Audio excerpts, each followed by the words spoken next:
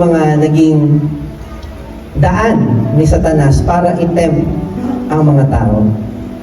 Girls, gold, glory. Ito yung tatlong kinababagsakan ng maraming tao, lalo na pag ikaw Kristiyano na.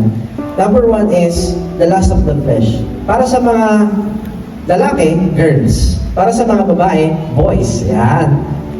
Etong mga to ay daan para tayo ay malihis sa tamang landas. Meron ka ng asawa, nag-chat-chat ka pa sa iba.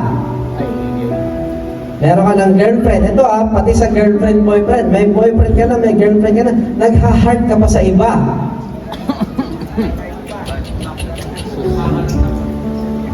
Instagram ka ba? Sabi niya, bakit? Ilalike lang sana kita pero na-heart kita eh.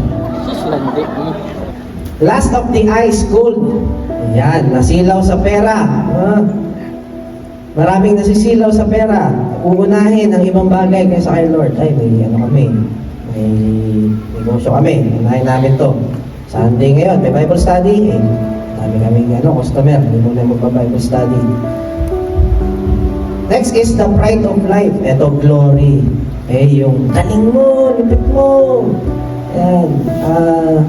Ikaw ang pinakamagaling sa lahat. Uunti-untiin ka ng demonyo hanggang tuluyan ka ng lumayo kay Lord. Akala mo okay ka pa? Hindi na pala. Kaya, warning to sa ating lahat. Even sa matatagal ng Kristiyano, sa mga bago matagal, dumarating yung point in our life na okay na. Narinig ko before, hindi ka na daw natututo pagka meron kang utak, alam ko na yan. At utak, sila naman, sila na lang.